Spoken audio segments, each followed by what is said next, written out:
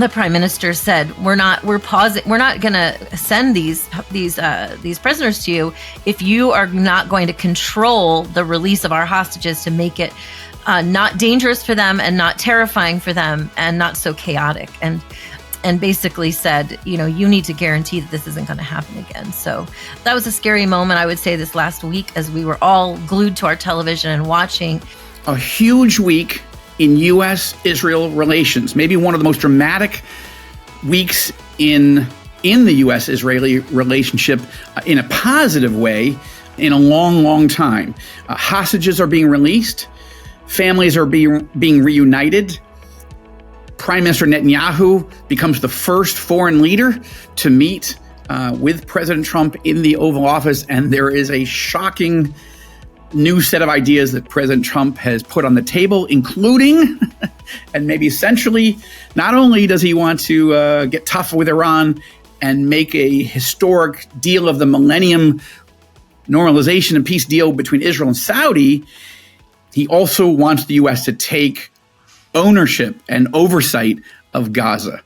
Hi, welcome to the Inside the Epicenter podcast. Wow, a lot to cover. This is Joel Rosenberg, co-founder of the Joshua Fund, a ministry to bless Israel and her neighbors in the name of Jesus, according to the Abrahamic covenant, Genesis chapter 12, verses 1 through 3. And this is a ministry that tries to both invest in and come alongside, encourage, equip the church in Israel, in the Palestinian areas, in the neighboring Arab Muslim world, care for the poor, educate the church worldwide about God's love and heart and prophetic plan and purpose for Israel and her neighbors. And this podcast is part of it. Lynn, you are the wonderful co-founder of this organization. You are a wonderful wife. You are an Israeli-American citizen. You are in Jerusalem. I am in Washington. And we got a lot to cover today. Indeed, we do. Yeah, it's been an amazing period of time. Yeah, absolutely. So let me just give some context of why I'm in Washington. And then what I want to start is, I think we should start with the hostage releases. As much as everybody wants to talk about Trump, Netanyahu, and Gaza and the Saudis, and there's a lot there. We're going to cover that in the second half of this podcast. Mm. But I think since we've been all praying, and you in this audience have been praying so much for the release of hostages, and now that 18 hostages have been released in recent days, recent weeks, including the husband of a woman that's been on this podcast, I think we want to start with that. And Lynn, I want to ask you a lot of questions because you've been really following this, not just as we all have been, but really with what maybe Jack Black would say, the nitty-gritty, the nuances of these individuals and their stories and who they are. And I don't mean to make light of it at all. I just mean there's most people like generally there's hostages and generally they're being released and what's happening. But I want you to share some of the specifics and your own observations. So the reason I'm in Washington right now is because I'm on the beginning of a 2-month speaking tour for the Joshua Fund to educate Christians on what is happening in Israel, and things are moving quickly, and in the Arab Muslim world. And what is the ministry of the Joshua Fund? Lynn and I recently began new roles on January 1st as president and vice president of the ministry. We're founders, and in a lot of ways, it's part of what we've done anyway, but we formally come into those roles and are excited about that. And there's a lot ahead that we want to talk about we also want to encourage you to come on a Joshua Fund first ever cruise to Alaska in August. So we'll talk about that as well. Lots to cover. Okay. But why I'm in Washington is because I'm beginning a 2-month speaking tour all over the United States on what's happening in the Epicenter. And separately, though that's not a Joshua Fund thing, book coming out next month. So we'll be talking about that as well, but not on the podcast. But I'm also here specifically this week to participate in the National Prayer Breakfast. And we've got, even as we record this, we've got a dinner with evangelical leaders and several Israeli leaders who have graciously come. I was asked to invite them to the National Prayer Breakfast. So on an upcoming podcast, we'll talk about that. And that'll be really, very special for you to hear about this special dinner we're doing. And of course, I'm here for All Israel News and All Arab News to cover Prime Minister Netanyahu's visit to Israel. And coming up in just a few days, King Abdullah of Jordan is coming to Washington as the second foreign leader invited by President Trump to meet with him. So Trump is focused on Israel and her neighbors. So are we. And we're going to try to cover as much as we can on today's podcast. We got more in the days ahead. So Lynn, why don't we start with the emotions of these big releases and the mixed emotions also. Would you just start and sort of giving people kind of a big picture on how Israelis are reacting to these dramatic images of hostages being sort of herded through crowds of armed, masked, hostile terrorists, Hamas terrorists, and then being received in tears and in hugs by their families? Yeah, it's been all that people can really think about here in Israel, and people are gathering around their televisions and on their phones and computers, just watching the live stream of each week since this ceasefire started.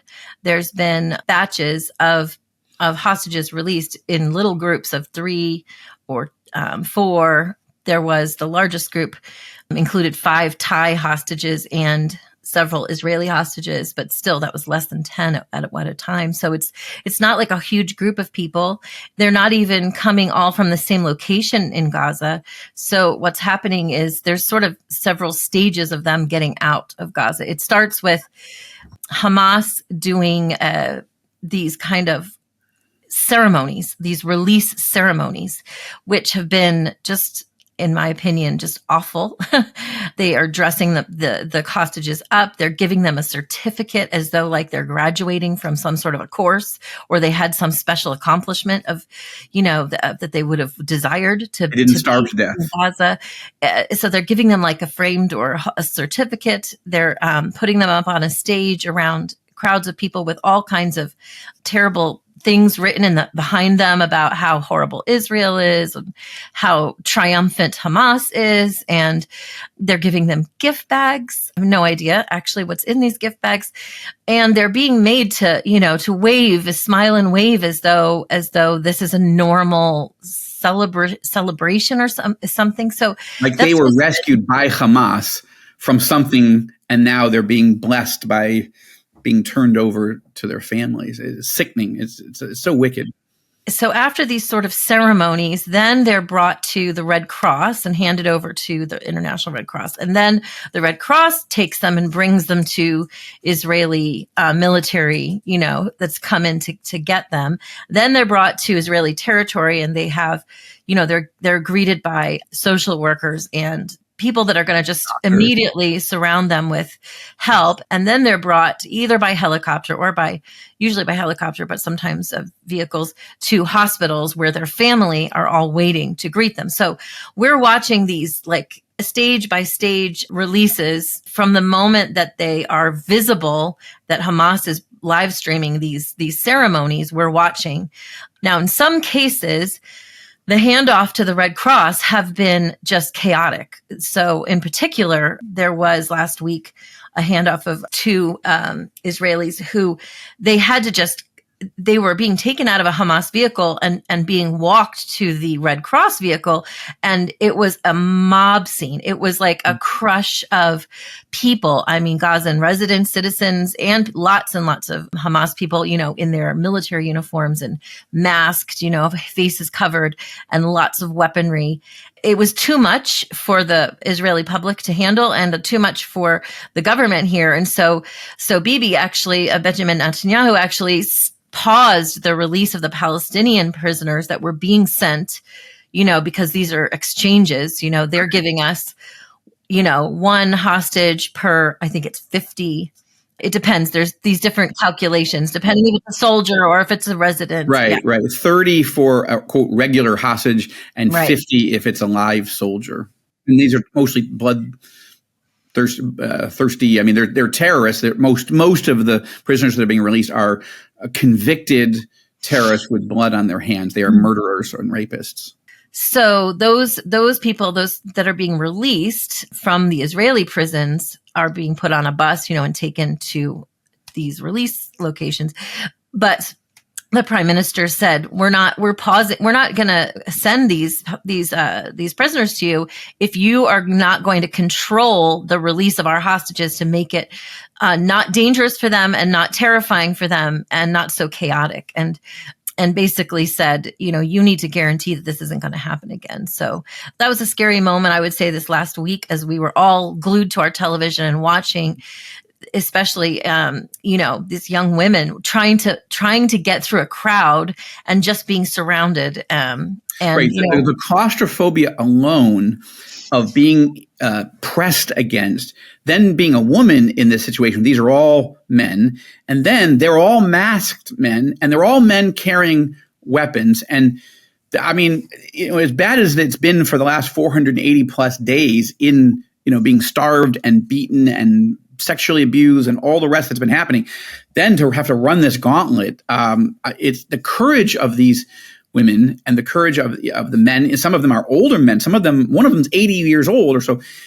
It's really, they've gone through something I can't, each part is something none of us can imagine. I want to take a moment, Lynn, and focus in two areas. I want to front load the release of Keith Siegel and have you put that into context of who Keith is. But I'm wondering if you could just take a moment first and say, the family that has not yet been released, we don't know if they're alive. Would you just talk about the release of Yarden Bibas and then the sort of the peace that isn't happening and it's raising an enormous amount of alarm in Israel? Sure. And actually both Yarden Bibas and Keith were released on the same day, which was on February 1st. Just a few days ago when we recorded this.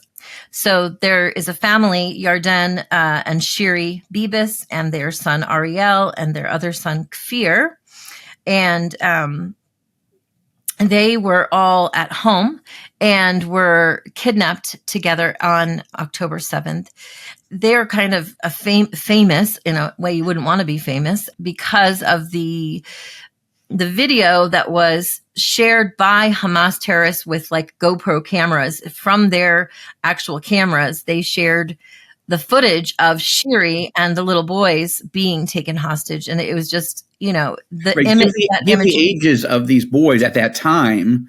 At the time, they were 9 months and 4 years old and 9 months, two little redheaded boys. Beautiful children. Yes. And so the picture of Shiri, the mom, holding her two little boys and just having this look of just, sheer terror on her face is something that's sort of cemented in the minds of Israelis and anyone who's been watching this awful situation. And so, and just to note that none of us want to elevate certain hostages over the others, that everybody's been going through the same horrifying situation. I mean, generally the same, and each individual has an individual story, but some of these hostages and their families have become more famous just because it was hard to keep 251 names and faces in people's minds at first. Over time, we've gotten to know more of who these people are. The Israeli press has done this area has done a good job at sort of reporting on each person, their family, what's going on.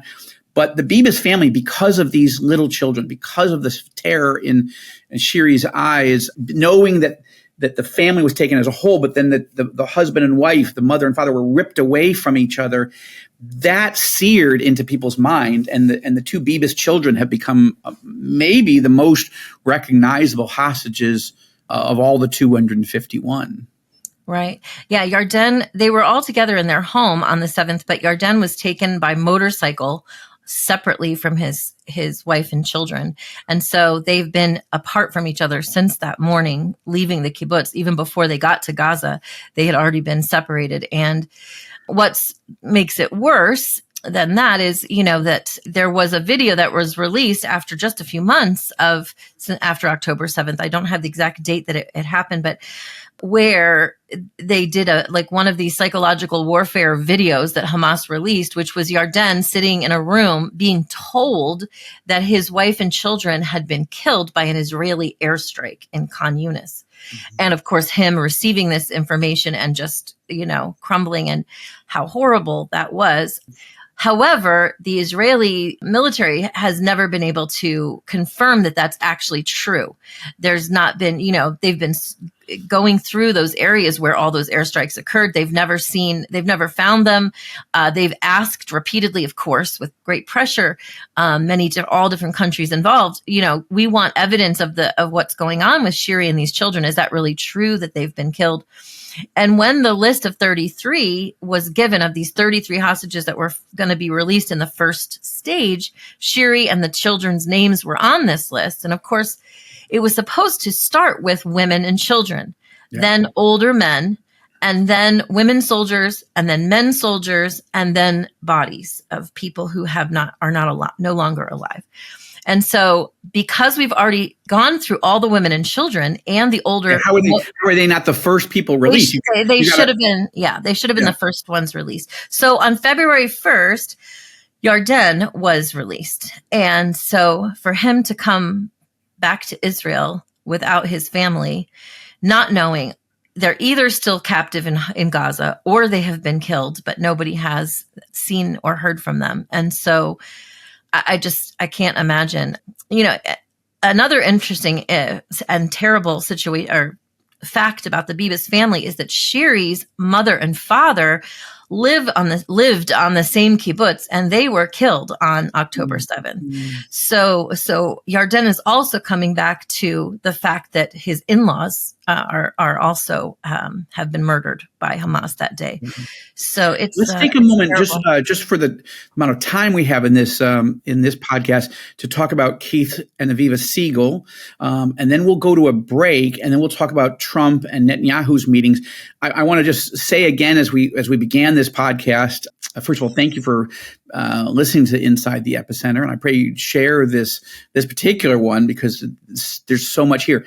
But I'd like Lynn to do another podcast going through more of the details of the hostages, because we want to give honor to where honor is due, and we want you to understand who has been released and what their stories are and what the road is ahead. And it's clear to me that we can't cover all of that. This has been one of the biggest news cycles of this certainly of this year, but I would say of the last 6 months or so. So much is going on. So much is going on. But one of the people that we know personally in all this, right, is Aviva Siegel and her grown kids. And so, Lynn, will you take a moment and talk about Keith and talk about our conversation with Aviva, who was on this podcast? Sure. Yeah. So Keith is 65 years old, and he and his wife Aviva were both captured on that day, on October 7th. They have 4 grown children and 5 grandchildren, and their son lived on the same kibbutz where they were taken captive. And their son actually called them from the other side of the kibbutz that morning to say, that the kibbutz has been infiltrated. Everybody knew that there was, of course, the rocket fire was happening and the sirens were going off, but it was more than normal, obviously. And then their son called to say, we've been infiltrated.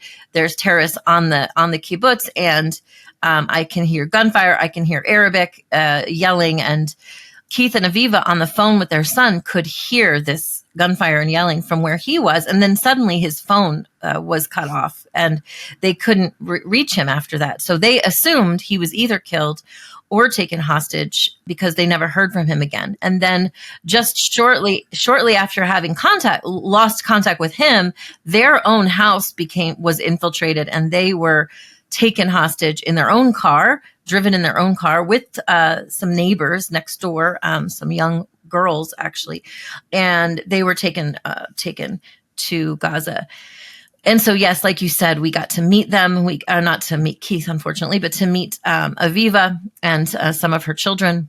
Because son. Aviva was released in the first and only other hostage release in November 2023 that President Biden and his team negotiated, along with Netanyahu and their team. And so that was we've both on the podcast and on the Rosenberg report, All Israel News. Lynn and I have met a lot of hostage families, and I've interviewed a number of people. But in December in Washington was the first time in this entire war that Lynn and I had actually sat with someone who had been an actual hostage of Hamas and then released. And because a lot of them are not, they're just not able or willing, and understandably so, they don't want to talk to people, like, except for their family. They don't want to talk to the press. Aviva was different. She sees it as her mission to tell the story and to put pressure on anybody she can put pressure on. She's not a religious person. She doesn't believe in God. She doesn't have the ability to, she hasn't the desire to appeal, God, would you please let Keith out? So she felt like her only role as was not to, curl up in a ball and, be quiet, but to go and talk to everyone that she possibly could. And we were very honored to spend time with her. And of course, when you spend time with someone, you really start seeing the emotion and hear, and we got to hear the personal relationship. They've been married over 40 years. They got married before they were 20 years old. Keith is an American citizen, a dual U.S. Israeli citizen. She's South African Israeli, right? And they met as teenagers in Israel. So Keith, so his release, how did that go? What were your impressions just when you were watching the all that video? Well, I was amazed after hearing from her that, he'd had broken ribs, he'd been shot, he had been so weak that he could barely speak. Of course, for many weeks, they weren't allowed to speak even. They had been struggling to breathe. She was really, really concerned that his health was going to be, that he'd be just in terrible, terrible health or not survive it. Right. And so to see him walking was an amazing thing. He definitely was weak. He's lost a lot of weight. Like all the hostages have lost a lot of weight. He's pale because he's been in tunnels and in the dark for so long. There was a lot of video coverage first of all, of Aviva getting ready to head to the hospital to see him. She was just so joyful. And then, like a little young girl. I mean, she was just so joyful. It was very, very touching. Their love story is very moving. Mm-hmm.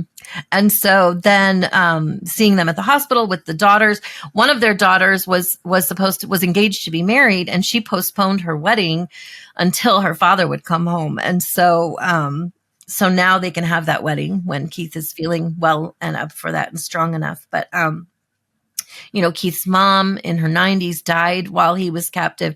So he's got so much. I mean, like everybody that was there, he's got so much to process. What's happened in Israel while he's been being held hostage, and what happened to him during all that time, and all those questions that need and want to be answered. But it was very, very special. They were all just, hugging him, surrounding him, the daughters, and they all just kept saying, Dad, you're a champion. You're a champion, that you made it through this. And that was the repeated phrase that they just kept saying, Dad, you're a champion. And then he said, you're a champion.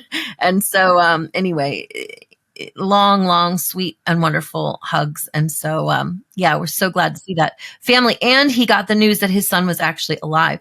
That was something he didn't know for all that time. And Aviva didn't know because she was sure that he was dead. They were both convinced for sure that he had died, or at least was also a fellow hostage. But to find out that he was actually alive was a great piece of news for him to get that day.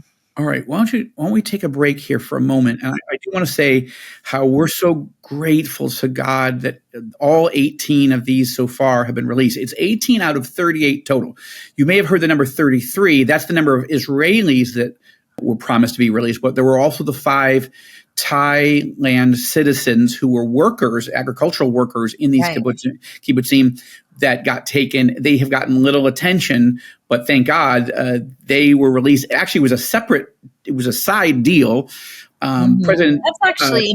Go ahead. That's actually. I think it is important to not overlook that because. No, absolutely. Could you? But I think we need to do that in the next podcast because there's so much more here. But I just want to say that in terms of us having the opportunity by God's mercies to bring the Aviva Keith Siegel story to help it become a little more specific and a little bit more personal to us and to this audience. Again, not elevating them above others, just they were the ones we got to think about and meet and hear their stories and pray for. And to have him actually come out, we didn't even know, she didn't know if he was alive. So, okay, he's on the list, but what we're anticipating is that we're getting, that it is possible that soon it's going to be body bags and caskets that are coming back, not live hostages. We don't know that. So, but the emotions of seeing him, for me here in Washington, you in Jerusalem, this was very, very special. Let's take a break. We'll come back. We'll talk then, we'll shift to this historic week here in Washington with President Trump meeting with Prime Minister Netanyahu, as Netanyahu being the first foreign leader to be invited as a guest to the White House, and big news out of that. We'll be back on Inside the Epicenter in just a moment. Don't go away. The verse that's on my heart today is from Matthew chapter 11, verses 28 through 30. And I'm going to read from the New International Version. This is Jesus speaking. Come to me, all you who are weary and burdened, and I will give you rest. Take my yoke upon you and learn from me, for I am gentle and lowly in heart, and you will find rest for your souls. For my yoke is easy and my burden is light. Welcome back to Inside the Epicenter. I'm in Washington. Joel Rosenberg, co-founder of the Joshua Fund. Lynn Rosenberg, my lovely wife and fellow co-founder of the Joshua Fund. She's in Jerusalem, and we're honored to be able to be with you for this podcast today. Matthew 11, verses 28 through 30. These are the words of Jesus. To me, they are quintessential Jesus. Like, this is the heart of Jesus. In fact, it's the only time that he actually speaks of who he is in his heart, the depth of who he is. It's funny, he's not using that moment to say, I am the sovereign God, though he is. I'm the savior of the world, though he is. I am going to be the resurrected Messiah, though he is. I am all-knowing, all-powerful. All those things are true, but what he wants us to know is I am gentle and lowly in heart. And he's promising, if we come to him, when we're weary and burdened, physically, but more importantly, spiritually, emotionally, when we are just wiped out, he will give us rest if we come to him, if we take his yoke upon us and learn from him. This is his call. This is the call of Jesus, Yeshua in Hebrew, to know Jesus personally, to welcome him as our Savior, as the Lord, as the Messiah, the crucified and resurrected Messiah. And this is really evocative of Psalm 23, where King David is talking about the Lord is my shepherd, and I shall not want. He makes me lie down in green pastures. He leads me beside quiet waters, and he restores my soul, among other things in that beautiful psalm. And while that was David reflecting on who his God is and how he knew him to be a personal God, a loving, a caring God, the shepherd, Jesus, we know from the New Testament, is not just the good shepherd, he's the chief shepherd of our hearts and souls. And this is Jesus reflecting the language of Psalm 23 and calling us to him. And I think when I look at my people, the Israeli people, our people, and the Palestinian people, and the Lebanese people, and Jordanians, and Syrians, and Iraqis, and Egyptians, and everyone in that region, people are exhausted. They are weary. They are burdened. They do not have rest for their souls. And most people in the region, in the epicenter, even if they believe in God, which many don't, certainly in Israel, they don't know the God of the Bible. They don't know Jesus, the Son of God, the Messiah. And so how do they find this type of rest for their souls? How do they discover the gentle and lowly heart of God himself? And the answer is they can't unless they hear the gospel, unless they say yes to the gospel. And this is something we're asking you to pray for, because never have the nations of Israelis and Palestinians and others in the region been more weary and exhausted and burdened than now. We, as Lynn and I were thinking and praying through with the Joshua Fund staff last year, it wasn't, we were like, as we were thinking this through in the fall of last year, we're like, well, it's not time to invite people to come to Israel yet, right? We talk about the ministry of the Joshua Fund is to help educate and mobilize Christians to learn, pray, give, and go. But we're like, well, we can't ask people to go to Israel yet. I mean, that was in the most intense months of the war. So we thought, well, what would be a way to refresh and encourage our prayer partners, donors, potential donors, ministry allies, people, those are the friends of the Joshua Fund. What could we do to create an environment. And we as we prayed about it, we thought, well, let's do an Alaska cruise. Now you might say, well, why not do a Mediterranean cruise? Okay, well, we just felt at that time most people didn't want to go anywhere near the Middle East. And so for Americans, Canadians, people who thought, yeah, I would love to learn more about the Joshua. I want to know your guys' heart. I want to hear stories from Israeli and Arab ministry, Jewish and Arab ministry leaders. What are the stories? What is God doing in this war? Where are things going? How can I pray? Then we thought, in 2019, we had done a Joshua Fund cruise to New England. And that was such a wonderful time. Boston to Montreal during the fall colors, the fall season. It was just a beautiful time. And we thought it's like an Epicenter briefing or an Epicenter conference, but at sea. And it allows us to have time of Bible study, devotions, prayer, worship, and talking about the ministry of the Joshua Fund and telling these amazing stories that, and you getting a chance to actually meet the staff, the board, and some of our ministry partners in the morning. Then you get the afternoon fully free to get off the ship and go explore in some beautiful area, and then come back on. Then we have all dinner together, and then we have more time of prayer, worship, fellowship, and Bible teaching and testimonies. And so we thought, well, we did New England. Let's do Alaska, and let's just see if that's something that it could be a vacation with a purpose. And so August 2nd to the 9th, 2025, this summer, we're going to be doing an Alaska cruise. And again, it's going to be an Epicenter briefing at sea. Lynn and I will be hosting it. We would love to meet you. We would love for you to come as an individual, as a couple, as a family. We would love to have you. And it'll be a really refreshing time. We thought, yes, we want to share with you about the ministry. It's not a fundraising thing. You have certainly an opportunity to give if you'd like, and we'd love for you to do that. But it is time to share, to teach, to worship, to pray, to hear what God is doing, and to meet people that are right on the front lines. We would love for you to come. And you can learn more about it at joshuafund.com. Any other thoughts, Lynn, before we turn to the Trump Netanyahu portion of the program? Any comments from you on the upcoming cruise? No, I'm excited to be on it with a group of people. It was very, very special, though. The one to New England, even people came like as a small group Bible study, or people came as a group from their church.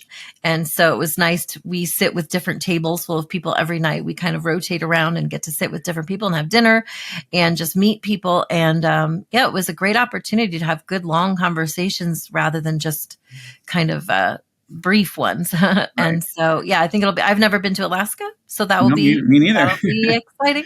Check that one off our list. Yeah. And I will also say, we do a lot of teaching, including on Bible prophecy. Again, what's the prophetic plan and purpose of Israel and the neighbors? And how do we put all that's happened over the last 16 months or so, and whatever else is going to happen over the next few months, how do we put that into a prophetic context? Can we? We'll be talking about that. And there's going to be a lot of time of Q&A.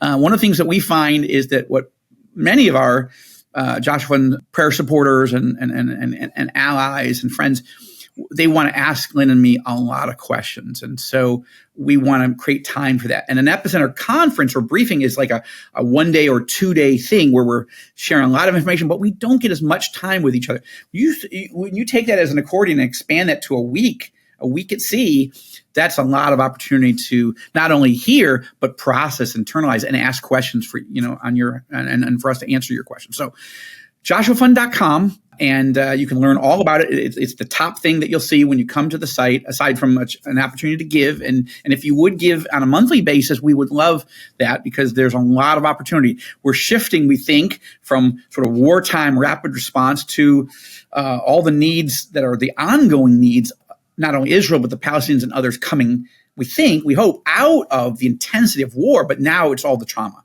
It's an entire country of traumatized people, and multiple countries that way. So you can give at joshuafund.com, and you can get all the details about how to sign up and register.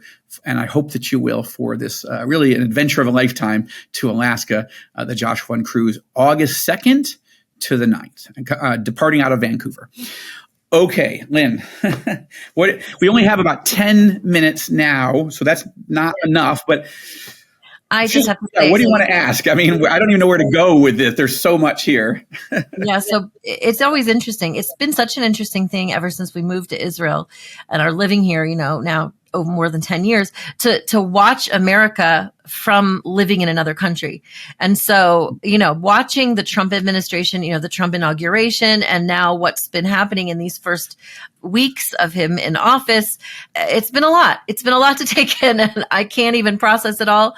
I mean, my focus is mostly here, but you're there now. And, a couple things happened.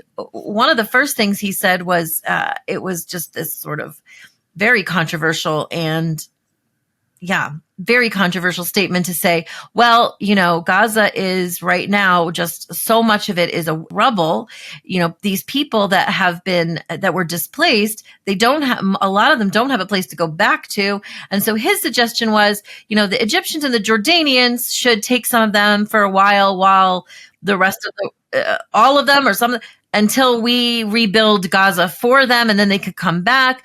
Then he seemed to say, well, maybe they'll just stay there. And it's not the most sensitive thing to say, or it's not the best received thing to say over in this part of the world for most people. So yeah, that's been very, very interesting. And then he's followed that up with this meeting with Benjamin Netanyahu, and what came across to us Israelis today was, the Americans are going to take over Gaza. So that was the second shocking statement that came out of Trump. So yeah, what is happening over there, Joel? What's the plan? Well, here's what I recommend. I'm going to ask our audio engineers to insert here a clip of what Trump said, part of what he said. We listened to the entire 40-minute or so press conference, and then there were remarks by Netanyahu and Trump in the Oval Office. So let's go to a couple of sound bites, and then we'll pick back up. The Gaza Strip, which has been a symbol of death and destruction for so many decades, and so bad for the people anywhere near it, and especially those who live there, and frankly, who's been really very unlucky. It's been very unlucky. It's been an unlucky place for a long time. Being in its presence just has not been good, and it should not go through a process of rebuilding and occupation by the same people that have really stood there and fought for it and lived there and died there and lived a miserable existence there. Instead, we should go to other countries of interest with humanitarian hearts, and there are many of them that want to do this, and build various domains that will ultimately be occupied by the 1.8 million Palestinians living in Gaza, ending the death and destruction and, frankly, bad luck. This can be paid for by neighboring countries of great wealth. It could be 1, 2, 3, 4, 5, 7, 8, 12. It could be numerous sites, or it could be one large site. But the people will be able to live in comfort and peace, and we'll make sure something really spectacular is done. They're going to have peace. They're not going to be shot at and killed and destroyed like this civilization of wonderful people has had to endure. The only reason the Palestinians want to go back to Gaza is they have no alternative. It's right now a demolition site. This is just a demolition site. Virtually every building is down. They're living under fallen concrete that's very dangerous and very precarious. They instead can occupy all of a beautiful area with homes and safety, and they can live out their lives in peace and harmony instead of having to go back and do it again. The U.S. will take over the Gaza Strip, and we will do a job with it, too. We'll own it and be responsible for dismantling all of the dangerous unexploded bombs and other weapons on the site, level the site and get rid of the destroyed buildings, level it out, create an economic development that will supply unlimited numbers of jobs and housing for the people of the area. Do a real job. Do something different. Just can't go back. If you go back, it's going to end up the same way it has for 100 years. I'm hopeful that this ceasefire could be the beginning of a larger and more enduring peace that will end the bloodshed and killing once and for all. I've said this before. I'll say it again. In your first term, you recognized Jerusalem as Israel's capital. You moved the American embassy there. You recognized Israel's sovereignty over the Golan Heights. You withdrew from the disastrous Iran nuclear deal. I remember we spoke about it. You said, this is the worst deal I've ever seen. I'm elected, I'm walking out of it. That's exactly what you did. And I think it speaks loudly for just common sense, just looking at things and seeing them as they are. And of course, you also brokered the groundbreaking Abraham Accords in which Israel made peace with 4 Arab states. We did this in 4 months. Nothing happened for a quarter of a century, but in 4 months, we were able, working together under your leadership, to have 4 historic peace accords. And now in the first days of your second term, you picked up right where you left off. Your leadership helped bring our hostages home, among them American citizens. You freed up munitions that have been withheld from Israel. They had been withheld from Israel in the midst of a 7-front war for our existence. And you just freed it. You ended unjust sanctions against law-abiding Israeli citizens. You boldly confronted the scourge of anti-Semitism. You stopped funding, as you just said, international organizations like UNRWA that support and fund terrorists. And today, you renewed the maximum pressure campaign against Iran. Ladies and gentlemen, all this in just 2 weeks. Can we imagine where we'll be in 4 years? I can. I know you can, Mr. President. But as we discussed, Mr. President, to secure our future and bring peace to our region, we have to finish the job. In Gaza, Israel has 3 goals: destroy Hamas's military and governing capabilities, secure the release of all of our hostages, and ensure that Gaza never again poses a threat to Israel. I believe, Mr. President, that your willingness to puncture conventional thinking that has failed time and time and time again, your willingness to think outside the box with fresh ideas will help us achieve all these goals. Okay, so here's what you're hearing. President Trump is, he floated on Air Force One, as you mentioned last week. Hey, maybe we should move all. He's saying about 1.7 million. I think the number is really closer to 2.3 million residents of Gaza. Let's move them out for now. Now, I believe he genuinely believes this is a compassionate approach, because he's saying, and I can affirm, having been in Gaza, it's an apocalyptic wasteland. I mean, and he calls it a demolition zone. It's true. There are people living in buildings that are structurally unsound. They're half destroyed or 3/4 destroyed. The whole place could collapse. You've got all this 500 miles of tunnels. You can't build unless you just have to first clear all the rubble.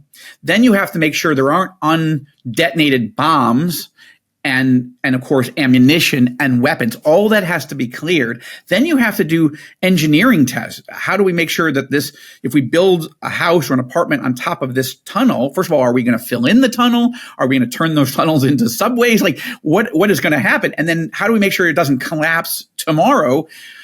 He's right. Trump is a real estate developer. When I say he's right, I mean assessing the damage. We're not going to take a position here right now as part of the Joshua Fund. Like, is Trump right to do this? But if you listen, I'll put it this way. As I've listened to him, I actually believe he's being driven by a heart of compassion. I believe he's saying, as a real estate developer, first and foremost, this is a mess. And it's going to take at least 10 to 15 years to rebuild. So what's the most compassionate thing we can do with these people? Because are we going to have them live in tents? Where are they going to live? The entire Gaza Strip is an apocalyptic destruction zone. He is saying these people haven't had a good life ever. I mean, certainly not in the 20th century. It was one war after another. The Egyptians occupied Gaza for many, many years. We talk about an Israeli occupation. Well, actually, Gaza is part of Judea. So biblically, that's a separate show, and we probably should redo that show soon, Lynn. How does Gaza fit into the Bible? There's 24 or so mentions of Gaza in the Bible. Every single one of those is negative.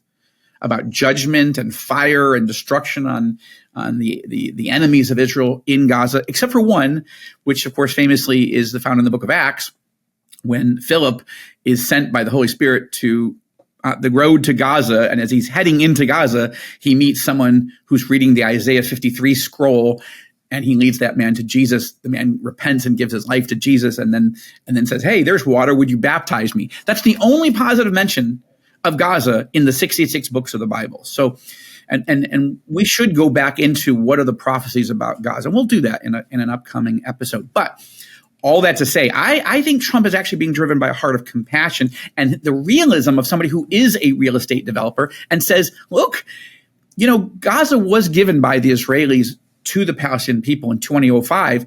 And then Israeli Prime Minister Ariel Sharon said, look, you have beachfront property on the Mediterranean, some of the most beautiful and lucrative land in the entire region. You could build, and you have industrious people, and you have trillions of cubic feet of natural gas right off your shores. You could be drilling, drill, baby, drill, as Trump likes to say, drill, baby, drill.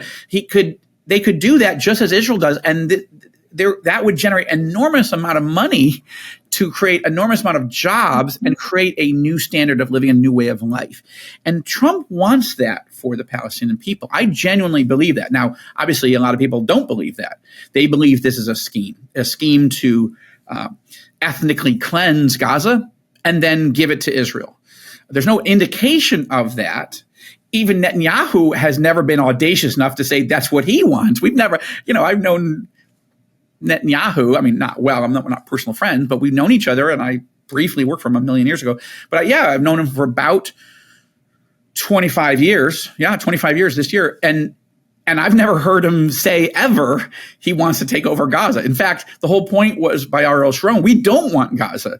You guys have it. But what happened was Netanyahu was opposed to just giving it away for free because he said it would become a base camp for Hamas. And that is, in fact, what's happened. So, but Trump is not. So Trump floated this out on the Air Force One, and then there was a reaction. The Egyptians were like, "No, that's not a good idea." The Jordanians said, "No, that's not a good idea." And other Arab leaders were like, that doesn't seem like a good idea. But Trump doubled down. He said, no, this is the right way. And then at this press conference, he did say, he used the language, as you just heard, we're gonna take it, we're gonna own it. Now, he might mean own in the sense that we're gonna take ownership, moral responsibility, political responsibility for the foreseeable future to get it right. We're not going to outsource this to the Saudis, the Emiratis, the Egyptians, the Jordanians, any other Arab country, none of whom want it, none of whom are offering to come in and make it right. None of them. I've met with a lot of their leaders, and none of them are offering this, nor are they offering to welcome any Palestinians, even for short periods of time.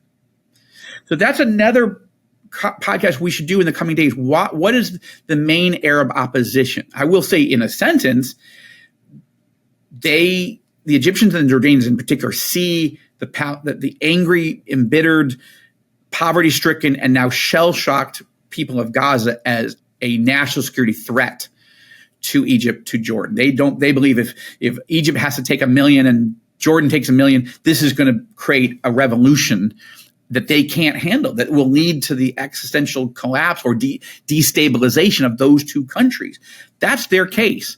And I met with numerous sources who, from those governments and from other governments in the region, they're like, this can't happen. But we're not against Trump's heart. We agree. And so there are King Abdullah's flying here for this. The foreign minister of Saudi Arabia is coming. The vice defense minister of Saudi Arabia is coming. Other leaders are coming to meet with newly installed, newly confirmed Secretary of State Marco Rubio and the president and Vice President Vance to talk what could be done. So there's two things here to summarize. Trump is saying we are going to take it. We're going to take Gaza. The U.S. We're going to own it.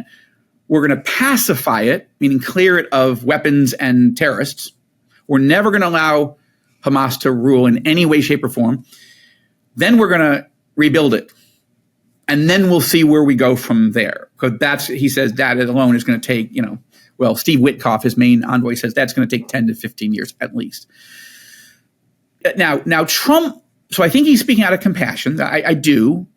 And the more you listen to, I'm glad that you think he's speaking out of compassion. I mean, I'm not saying I don't agree with you, but isn't it possible he's also just, he's a very practical type of a person, and he's the man that loves the art of the deal, right?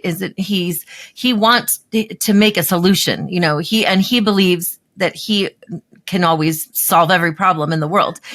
He's a confident person. And yes. So it's possible, isn't it, that these things he's saying are part of trying to get everybody in the region to join into some deal. Yes. In some future. What I'm saying is, I think at the heart, he genuinely wants a solution to this problem. And he's looking practically at the problem. He's saying, I know what it takes to rebuild things, and it can't be done this way. That's his main point. But is this a bargaining chip making what seems to many in America? Lindsey Graham, the senator who's from South Carolina, who's one of his biggest supporters, he's like, I don't know if the people of South Carolina want us to send American troops into Gaza and to own it and control it and to rebuild it. So that's a friend saying, that's the first time I've heard this. Of course, Netanyahu is as happy as a clam. I have never seen Netanyahu happier in a press conference, except maybe in January 2020 when Trump was rolling out the deal of the century. But all that to say, it may be a bargaining chip to make what many people think is an outlandish. I'm getting text messages. This is crazy. This is insane. That's from evangelical leaders in the United States. But he might be creating an outlier position so that the next set of positions look reasonable. Like, oh, okay, we're not doing that. Like when you're bargaining in the shuk, in the markets here in Israel, and you go in and you see something that's worth, $25, and you say something outlandish. You say, I'll give you $5 for it. And they're like, "Oh, I'm offended. Come on," because you're going to eventually get to something closer to 15 or 20. I mean, that's how people over here that are talking about it where I am are analyzing it. That they think that this is just that it's crazy. This is crazy. That may be. And so there's more to unpack from that really historic press conference. There's so much in it. But I have to go because my next call right this minute is with the new incoming U.S. ambassador to Israel, Mike Huckabee, who just had a meeting with Netanyahu and a small group of evangelical leaders and is going through his confirmation hearing. So he asked me to call at the top of the hour. I'm 3 minutes over. So I'm gonna let Lynn finish. Not let. I mean, she's fully capable of doing these podcasts without me, but I love doing them with you, Lynn. So if you just close this out, draw some final thoughts from the press conference and your own things, how people can be praying, and maybe we'll get Mike Huckabee on soon to walk us through this as well. Ask him what he thinks about this deal. Amen. Thanks. All right. I'm going to roll. Bless you. Sure. Well, it's pretty amazing. There's a lot to be thinking about, a lot to be praying for. And the Lord asks us to pray for our leaders, to pray for the leaders of nations. He's the one that rises up leaders and brings leaders down. He's the one that puts people in these positions. And our mission as believers is to pray for them, to pray that they'll have wisdom, to pray that we could live peaceable lives. And that's what we want. We want peaceable lives, not just for ourselves, but peaceable lives for the people of the Epicenter. And I know that the people listening to this podcast share that heart with us. And so please do be praying. Please be praying as these events unfold in the coming days. We're still only in stage 1 of this hostage release and ceasefire plan.